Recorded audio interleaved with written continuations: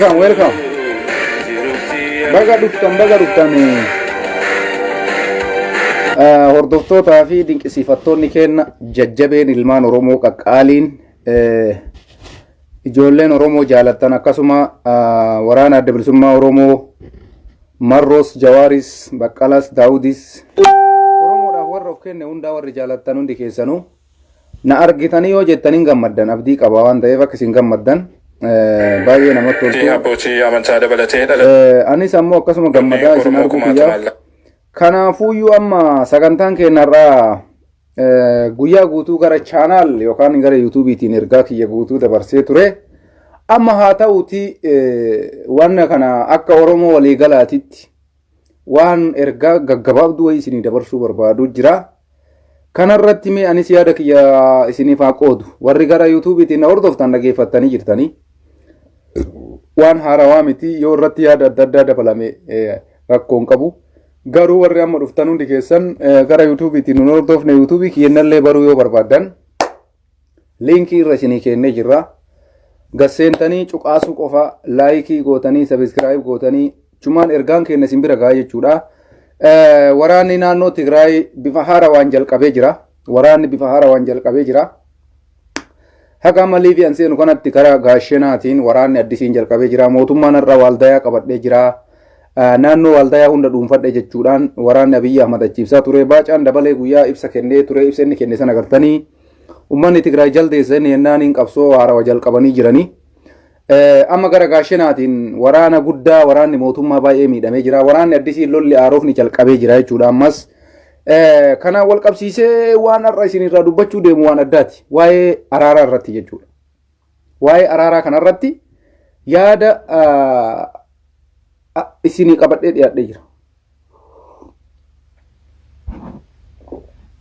Yaadni kiyya waa'ee araaraa irratti waa baay'ee isinii qaba.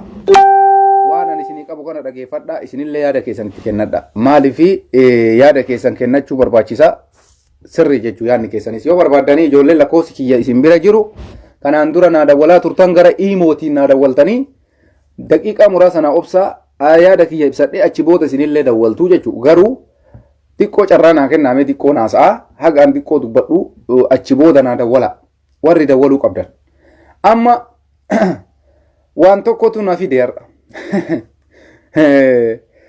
maaliifi mootummaan kun mootummaa ajaa'ibaati. Mootummaa ajaa'ibaati. Abiyyi Ahmad jechuun nama taarikaati. Dhugaa isinitti hima namichi namichaa miti nama ta'uu miti. Nama ta'uu miti. Akkuma gaammee galgaloo jedhe Shaarukaan ka ta'uu miti. Shaarukaanii ta'uu miti. Fiilmiin isaa kun dhumuudhaaf hin deemu. Fiilmiin Shaarukaan dhumuudhaaf hin deemu. Amma fiilmii haarawaa jalqabee Shaarukaan. Gaammeen akka itti nu baase mooji maqaa ajaa'ibaa itti baase Abiyyi Ahmad dhiise Shaarukaan jedheeni bar Shaarukaan jedheen gaammee galgaloo akkas jedhaani bar gaazexeessaa shabboo miidiyaa san hin beektu Shaarukaan jedhaan isatu maqaa kanaan waama yeroo baay'ee maqaan kun naa ta'ee jira nallee Shaarukaan naa ta'ee jira maali Shaarukaan jechuun nama fiilmii hojjetu jechuudha Abiyyi nama fiilmii dheeraa dalagaa jira muuf isa jedhamu san fiilmii gurguddaa hojjechaa jira amma asirratti fiilmii gurguddaa inni hojjechaa jiru tokko isinitti hima. Oromoon tokko uummanni Amaaraa Abiyyi akkas godhe jechaa turre nu martu. Abiyyi jechuun nama tiyaatarii fiilmii hojjetudha. Tooftaa garaagaraa jijjiiree waa baay'ee adda baafate. Waan duraan hin beekne illee waa baay'ee barate. Namichi namichaa miti. Wallaahi billaa namichi namichaa miti.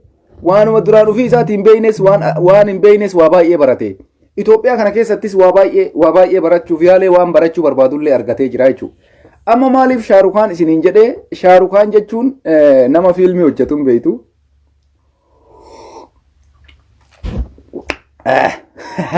Suuta dhugaa isinitti dubbanna buna dhugaa haala ajaa'ibaa kanaan haasa'uu barbaada waan ta'eef mazaaj aalii jedha Aliyoon mazaaj aalii yaani ciqiccaqii miximixii aarii tokkollee hin qabnu bifa tasgabbiitiin dubbanna jechuudha maaliifi kaleessa aaraa turre gaddaa turre maaliif gaddina beektanii kaleessa. Hayyoota keenya kanaa booyaa turre wayita isaan kophaa isaanii mana hidhaatii dararaman wayita isaan kophaa isaanii beelaya wayita isaan Oromiyaadhaaf jecha guyyaa 40 osoo nyaatiin bulan san maaliif uummanni keenya itti cal'isee uummanni Itoophiyaa Jawaar fa'aa maaliif jibbee hattan Oromoo dhiisii sabaaf sabalammiinu nama kanatti maa cal'isan ka jedhu komannee turre yeroo san imimmaanis boonnee turre har'a booyuun hin barbaachisu maaliifi har'a Itoophiyaa maratu mana maratti janaazni galee mana maraa taaziyaa ta'aa jira mana maratti taaziyaa mana maratti gadda mana maratti booyicha mana maratti imimmaan kun maaliif booya ilma kiyya lola deemaaf booya kun maaliif booya ilma kiyya waraana du'eef booya kun maaliif booya ilma kiyya narraa booji'ameef booya har'a nuti wanni nu boochisu hin jiru sababiin isaa yaa ummata Oromoo dammaqaa yaa ummata Oromoo tokko ta'a Jawaar isiniif qabsaa'e Baqqalaan isiniif qabsaa'e Jaal Daawud Ibsaa isiniif qabsaa'e Profeesar Maraaraan Guddinaa isiniif qabsaa'e lakki nuuf hin qabsoofne aangoof qabsaa'e tayyib aangoof qabsaa'e dhiisaa ka eega diddan jenneen itti dhiifne isa dhumaa irratti maal ta'e hundi isaa har'a abbaan isaa ilma isaa abbaaf ilmi wal afoo waraana deemaa jiran manguddoon deemaa jirti dubartiin dargaggeessi jaarsi namni waggaa 50 60 70 waraana deemuudhaaf qophaa'e san keessatti amma wanni jiru laakkoynee fixuu hin dandeenyu jechuudha isinii galaami amma kanaafuu ana biratti gaddi takka hin jiru haga kottee qeensaa kanan gadduu natti hin dhagahu dhugaa isinitti maan maaliif ummanni biyya sanii marti waraanaaf qopheessee jira kan akka isa maaltu si gaddisiisare wayita ummanni Itoophiyaa marti loluudhaaf qophaa'u wanni si gaddisiisu hin jiru Jawaar jechuun nama tokko garuu hayyuudha ummata biyya sanii hunda adaanuudhaaf qabsaayaa ture ummata biyya sanii hunda lubbuu baraaruudhaaf qabsaayaa ture namni bakka isaa kenne hin jiru lakki Abiy Ahmad lolli bu'aa siin qabu lakki Tigraay lolli bu'aa siin qabu koottaa jara nafala buusaa marii godha filannoo nagayaa geggeessaa ummata maramaritti dhiyeessaa dhiitoo anatu ebaluun caalaa kana dhiisaa jee kadhachaa ture lakki kun hin jiru ayyee tayyib har'a hoo iddoo hundarraa mallaqa guuruun sangaa guuruun hoolaa walitti qabuun itti fufee jira gad aanaan birrii 100 kaasee haga birrii 300 kan namni biyya keessatti kafalaa jiru isa kana jechuudha kuni maal irraa maddaa biyyi sun nagaya dhabuu irraayi kanaafuu kaafee itti dhugaa haasofnaa jechuudha yaa salaam Khalid Jimma blookii si godhamoo callistee teettee dhageeffatu bolesso si galee Khalid wallahi quba kana sirra gadi kaayee ilaa yawmal qiyaama deebiteen allaaltu ilaa yawmal qiyaama si galee wallahi lazim sirra ijjadha akka sirra ijjadhee akka waraanni Abiyyiitii fi waraanni Tigraay walirra ijjatu sanitti sirra ijjadhee ala si darba aywa kootu bakka sirra ijjadha na al abu shaklak ya ibn al humar uta si geggeessee jira gaashee Khalid obidazen dhufteen alaaluu hin dandeessu bilookiidhaan gurra duuchee jira Adam Nugusu Ahmad ka jedhu sillee kana sirra gadi kaayala argite kana akkana sirra gakkaayee gasi qabee lafatti gasi qabee akkana lafa gasi kuume samitti osidhiita wallahi lazii si galee bolesso yoo dhageeffatte dhageeffadhu saantibii takka naan kafaltu bar bilaasha dhageeffattaa us jedhii dhageeffadhu yookaan xiffiidhaan dha'ee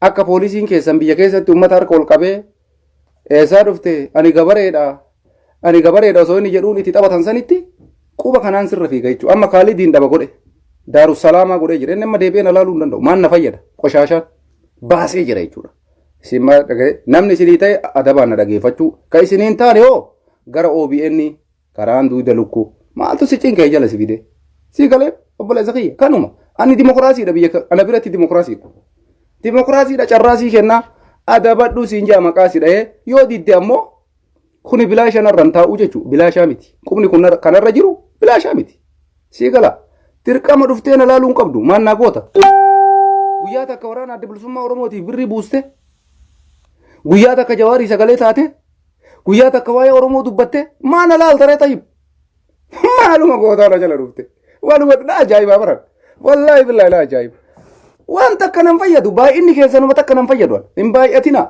nama bu'aa qabu barbaanna nuti obboleesso si gala ay jala dhuftee ija nabba baasaan arrabsaan waliin teetta no hin fudhadhu an kana si gale wallahi nan laalin abadan ina jamu na laaluu ke maan na fayyadda yoo na laalte na arrabsuu bicha bar na diqqeessu abu shaklak abu maali abu zifti abu ukkus maa jechuudhaaf jala dhufee wati maaltu si gahe waan ansi anaasa dhageeffadhu yoo siin ta'in iddilibsii mataa gammaradhu rafi allaqe bakka haasofni si gammachiise dhaqii dhageeffadhu ayyaada kiyya bayaa jira miti garuu waan biyya keessa ta'aa jiru dubbachaa jirraanu sinii galee akkasi mirgan qabdu jala dhufteen arrabsu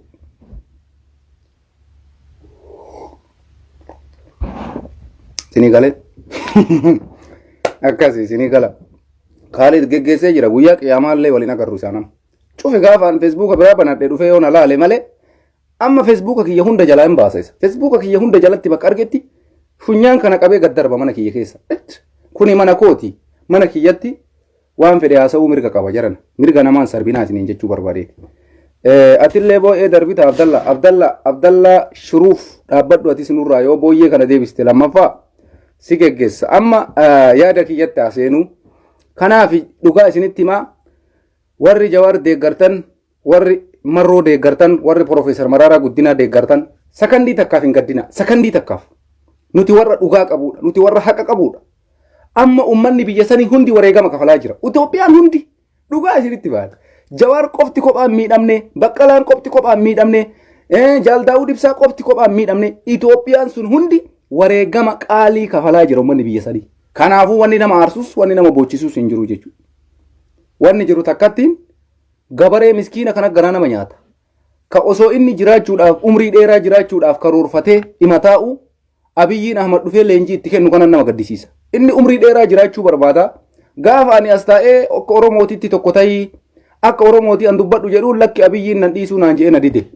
osoo inni taa'u Abiyyiin karratti dadha'ee borsabsabaa koottuu jedha maali jennaan leenjii fudhattu akkasii maal abboonu kanaan dura kanaaf sin deeggarre umrii dheeraa dheerachuuf leenjiin akkami kaa leenjiin kun kamaali jennaan garas deemtan jedhaniin juntaa balleessitu juntaaf abaa'oo shanee balleessitu kanaaf leenjii qophaayaa jedhanii jiran jechuun nama maraayyuu balbala itti dhadhaaniiti kanaafuu wanni nama aarsu hin jiru jechuun ittimaa turree didan rabbiin isin haa tiisu carraa yoo argattan harka kennachuu yoo ammoo meeshaan badhee tokko isinirra bu'e rabbi isinii araaramu salaata jabeessaa du'aayii jabeessaa waliin jenna malee wanni waliin jennu hin jiru jechuudha rabbiin isinii haa dhiisuu haa maraayyuu kanaaf amma sadarkaan hagana deebi amma yaada kiyya ka amma mootummaan fideerratti waan har'a mootummaan haasa'aa jiruu fi waraanni Tigraay bifa haara waan sa'aatii ammaan isinitti haasa'u kana waraanni jalqabee jira gaashanaa dheengadda Abiyyiin qabadhe jedhu Tigraay keessaa baasuudhaaf akkana godhaa jirti sa'aatii ammaa kanatti wallaahi wanni takka faa jiran wanni takka machal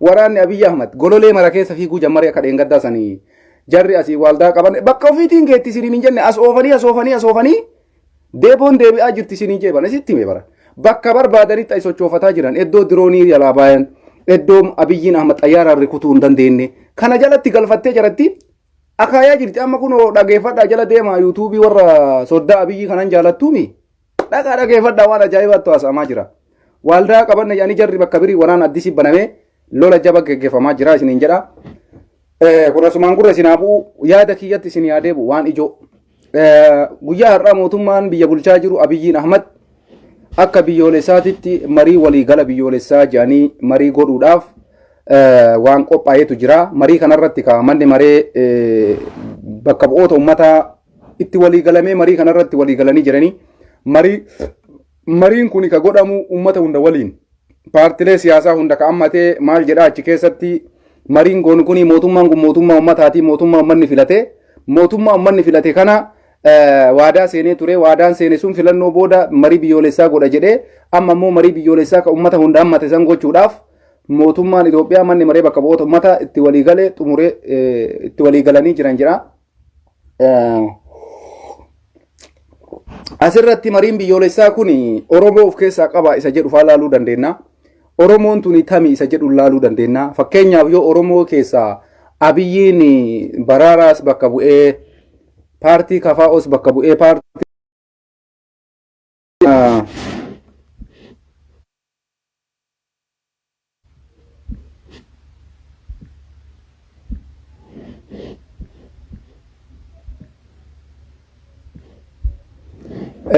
naman na dawwale mariin Abiyyiin Ahmad amman godha jedhe kuni marii akkamii isa jedhu Oromoodhaaf gaafachuu qaba. Yoo Adaanech Abeebee Profeesar Maraaraallee bakka buutee Jaal Daawud Ibsaallee bakka buutee Jaal Marroollee bakka buutee Diyaasporaallee bakka buutee marii biyyoolessaa akkasii godha ka jedhan taate ka suni marii biyyoolessaan jedhamu uma kanaan dura godhaa turan itti fufuutu caalaa jechuu kiyya. Kanarratti wanni isiniin jedhu barbaadu amma nam tokko yaada garagaraa dhiyeessaa jira. Waraanni Tigraay naannoo Finfinnee jalatti dhiyaatee yeroo Finfinnee seenuu danda'u irratti maaltu duuba deebise ka jedhu namoonni baay'ee yaada garaagaraa dhiyeessaa jiranii. Kanarratti ammoo waraanni kun waliigaltee Abiyyi waliin godhee addunyaallee dhiibbaa irra gootee biyyoonni lixaa kunniin Ameerikaa fi Awurooppaan duuba deebi'aa waggaa 27 uummata kana miitanii jirtanii. Ammas ammoo uummanni kun hundaan guututti jaalala keessan hin qabu. Kanaafuyyuu isin uf duuba deebi'uu qabdu ka jedhu dhiibbaa garaagaraa godhamee uf duuba deebi'an ka jedhu jira. Isa kanarratti Abiyyii fi Tigraay jidduutti araarri bu'uuf deemaa, mariin godhamuuf deemaa, marii araaraatti godhamuu deemaa ka jedhee namni baay'een bifa kanaa waan akkasiisan kaayaa jira jechuudha. Kanarratti maal isiniin jechuu barbaada? Sirriidha dubbiin hin fakkaata. Dubbiin akkamii fakkaata yoo jettan waraanni Tigraay dachii hunda isii ufiin gadhiisee bahee hiyya laqqaquun jedhe Abiyyi Ahmad Raasuu tanagar ufii isaatiiyyuu dubbate. Abiyyiin ufii isaatiiyyuu dheengadda dubbatee jira. Ufuma isaaniitii magaalaa gadhiisanii bayan ka jedhe muummicha ministeeraattu kana dubbate anaa miti. Kanarraa kaasee Tigraay kana godhuun dhiibbaa addunyaan irra goote Awurooppaa fi Ameerikaan irra godhan kana jalaa bahuu waan dandeenyeef carraa aangoo qabachuu waan hin qabneef nuti kanas kana booda gara Finfinnee hin deemnu wareegaman taane hin kafallu. Uf duuba deebinaa homa goone mataa isinii walitti Finfinnee isin araarsina waan jedhu fa'aa xiinxalloonni tokko bifa akkasiitii sanii yaada akkasiisan kaayaa jiranii. Kunis homa fakkaatu akka xiinxalla nama tokko akkana waa xiinxallee haasa'uutitti hin fakkaata dubbiin. Maaliif fakkaata yoo jettan haasaa Geetaachoo Raddaa dubbate keessatti nuti Finfinnee seenuu kaayoon qabnu Itoophiyaas taanee mootummaa Itoophiyaa taanees biyya bulchuu kaayoon qabnu jedhee Geetaachoonis kaleessa dubbatee ture jechuudha. Amma karoorri isaanii Abiyyi waliif Tigraay jidduutti waliigalteen godhamee jira araara buusuudhaaf addunyaan dhiibbaa Tigraay irratti goote. Ani kaleessa Tigraay garuu akka waan takka wanni nu amanuu qabnu Awurooppaa fi Ameerikaa harkaan baatu Tigraay jaalattanii jibbitanii. Ameerikaa fi Awurooppaan dhaabbadhaa araara buusaa jennaan Tigraay san biran kutu. Anis waan kana dhibbaan dhibbatti waan Yaayyaa Bashiir jedhe hin deeggara. Yaanni Yaayyaa Bashiir jedhe yaada sirriidha jedhee madaala akka xiinxalla tokkootitti jechuu. Maaliif Awurooppaa fi Ameerikaan kun yoo Tigraay jalaa harka fudhatan Tigraay waan takka socho'uu hin danda'u. Kanaaf qarqaarsa uummata isaanii ka godhamaafii jiru parsantii guddaa dhiibbaa Ameerikaa fi Awurooppaatiin. Biyyoonni kun akkuma isin beektan Abiyyi waliin jiru warroonni akka Turkii, Chaayinaa, Ruusiyaa amma kunniin juliis yoo Abiyyi Ahmad waliin gara Abiyyiititti ka dhufu taate Tigraayin dhiibbaan itti jabaata waan ta'eef Tigraay waan Ameerikaa fi Awurooppaan jedhan hin didan. Kuni maslahaadhaallee Tigraayiidhaaf. Kanarratti madaalee ani yoo dhiibbaan jara kanaa itti cime uf duuba deebi'an jedhee akkuma kanaan durallee dubbachaa ture. Kanarratti Tigraay Abiyyi Ahmad waliin araara godhuudhaaf maal akka adda durummaatitti lafa kaa'ata isa jedhu waan ulfaatatu deema garuu araaraa saniin garuu waan takkatti bichaa uummanni Amaaraa amma abdii muratanii jira. Uummata Amaaraa Abiyyi ilaalee jira. Hagam akka isaan jabooma qabanii fi hagam isaan akka xaqqa'uu danda'an Amaaras fattashee jira. Abiyyiin uummata Amaaraa hunda isaa tuttuqee fattashee ilaale seen ilaale waraana Tigraay kana ayyamee akka inni asii ka'ee magaalaa kana hunda qabatu ka godheeyyuu uummata Tigraay uummata Amaaraa madaaluuf waan godhe na fakkaata. Abiyyiin Ahmad kuni Shaarukaan jechuun namicha ta'uu miti isiniin jaalala. Jara kana madaale uummanni Amaaraa kun hagam waraana Tigraay kana ofirraa ittisaa hagam dura dhaabata ka jedhullee uummata Amaaraatillee hojii manaa kenne si Abiyyiin Ahmad. Isaanis hojii manaa Abiyyiin kenneef itti fayyadamuu hin dandeenye. Akkam godhanii waraanni Tigraay asii ka'ee Dabra Sinaa dirasii dhaqee qabate. Dabra Birhaan qabachuu gaafa deemu Abiyyiin Ahmad borirraa ka'ee duula deema jedhee waraana labsee jechuudha. Gaafa Abiyyi waraana labsu addunyaan Tigraay itti kaate. Tigraay kalas deebi. Maaliif waraanni kun waraana cimaa ta'uuf deema, waraana uummataa ta'uuf deema. Isin lamaan jidduutti wareegama guddaa kafalama. Kanaaf uf duuba deebuu qabdan ka jedhu akka xiinxalla hayyoonni kaayaa jiranitti Tigraay bifa kanaan deebi'e. Sanirraa nuumee amma jiraattota magaalaa amma jarri keessaa bayanii kana yoo dawwaltanii hubattan waraanni kun fedhuma isaatiin uf duuba deebi'e. Magaalaa takka keessatti taankii Tigraay irraa hiikkachuu hin dandeenye waraanni Itoophiyaa. Magaalaa takka keessatti meeshaa waraanaa Tigraay irraa hiikuu hin dandeenye. Ka amma jarri propagaandaa miidiyaan oofasuun soba. Jiraattota magaalaa san keessa jiraatan yoo dawwaltan dubbii dhugaa argattan. Ka miidiyaan mootummaa gabaasu sun mooralii hamilee ofitti kennan ka isaan omangoon hin goone jedhanii hamilee ofitti kennan. Garuu namni jiraataa magaalaa Shawaroobitti dawwaltee yoo gaafatte akkamitti bayanii uummanni kun Shawaroobitti keessaa mootummaan marsee waraana san meeshaa irraa hiikkatee jira. Kamisee keessaa akkami bayan? Mootummaan meeshaa irraa hiikkatee jira. Dasee keessaa akkami bayan? Kana hunda yoo gaafattan guyyaa 3 guyyaa 4 eega jarri bayanii turan informeeshinii dhaga'ee mootummaan bifa sanii waraanni mootummaa seenaa dhufe jechuudha. Har'a gaafa Kombolcha gayan Kombolcha keessatti wanni takka nafne iddoo seena qabeettidha. Kombolcha keessa iddoo industirii gaazii nadaajiin kun achi jira. Nadaajii kana mootummaan hin dhufne baacaan dabalee har'a achi dhufee Kombolcha dhaqee nadaajii dhabee jennaan mataan hin dhukkube bakka maal jedhe jaldeessa jedhe. Jarri kun jaldeessa namaa miti jedhee jara arrabsaa ture jechuudha. Akkuma isin dhageeffatan san jeneraal Baacaa dabalee. amma kanarratti gara dippiloomaasii dhiibbaa Awurooppaa fi Ameerikaatiin Tigraay kanan godha jedhee in fudhadhaa'anii araara kanas wanne walii galamee jira. Dr. Heenok Gabbisaa waa barreessee ture. Itoophiyaan dasee bira gattartee maqaalaa Marsaat bakka jedhamturraa kaastee kaartaan Itoophiyaa haarofni kana jedhee Dr. Heenok Gabbisaa illee waa poosti godhee ture. Kuni maal agarsiisa? Informeeshinii namni wal caalaa qabaa jechuudha. Kanarratti Abiyyiin Ahmad waraana kana guutuu lola xumuruu osoo barbaade maasaratti hin deebi'u. Kanas amanuu qaban manni keenya.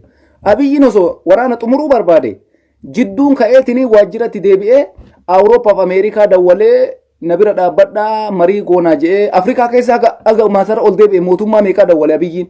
Mootummaa 8 dawwale. Kuni maal agarsiisa? Marii akka inni barbaadu agarsiisa. Awurooppaa mootummaa Kanaadaa wajjin mari'ate maal agarsiisa? Marii barbaadaa jira jechuudha Abiyyiin mataan isaa. Tigraay waliin waan walii galamee godhamee jira. Kanaafuu Abiyyiin osoo waraana Tigraay kana xumuruu barbaade akkuma kaleessa gadi bahee hin balleessa jeesaniin ol deebi'uun qabu ture sila. Akkam godhuu qaba? Yoo diqqaate hoggantoota Tigraay kana seera dhiyeessuu qaba ture sila. Akkuma gaafa awwalaa sanillee godhuu dadhabu sila hamma tokko deemuu qaba ture. Hin goone ilaalame. Cal jedhee dhiisee of duuba deebi'e. Inni kanumaayyuu ka godheef ummata Amaaraa kana ilaaluu fi mooralii ofitti godhuu dhufe. Gaafa kaanii addunyaadhaan walii galteen immaa jiraachuu danda'an nuti hin beeknu. Namni kun nama mootummaadha. Mootummoota guddatan Awurooppaa fi Ameerikaa wajjin wal qunnamuu danda'a. Kanaafis niitii miti. Kana sirritti waan hunda beekuun dirqamaa miti jechuunillee. Akka xiinxala kiyyaatitti Abiyyiin Ahmad walii galtee wayiitu jira malee guyyaa lama lolee sadaffaa biirootti hin deebi'a jedheen fudhadhuwaan. Silaa yoo diqqaatee Abiyyiin Ahmad dachii Amaaraa hunda keessa waraana kana baasee deebi'a jedhee yaada ture'an. Hin goone san. Meelaala. Kanarratti maal agarsiisa? Tigraay ofii isaatiinuu magaalaa isaanii gadhiisanii bayaa jiru. Duukan deemnu asirraa deebine faala barbaannaa araara goonaa. Kalas Tigraay illee dhaabadhaa isin wanni gara Finfinnee deemtaniif hin jirtan jedhaniini jara kanas dhaabanii tooftaa kanaan wanti godhame na fakkaata. Akka ilaalcha kiyyaati beeka. Abiyyi nama akka marattu guyyaa takkaafillee taatu amma fooyyee fidatee jira. Waa jarattiillee nama kana booda gara Finfinnee hin deemtu. Finfinnee yoo seenellee waraanuma adda bilisummaa Oromooti. Yeroofis taatu namichi akka gaafa jalqabaa san diqqoo amma marii biyyoolessaa akka jedhu kanallee fide kunis addatti guyyaa isaan dheeressa. Jidduma kanatti amtaata. Namichi Shaarukaani akkuma gammeen galgaloo jedhe Shaarukaani namichi Shaarukaan jechuun isuma argitan kana jechuudha. Abiyyiin namicha ta'uu miti. Namichi tooftaan isaa tooftaa jabaadha.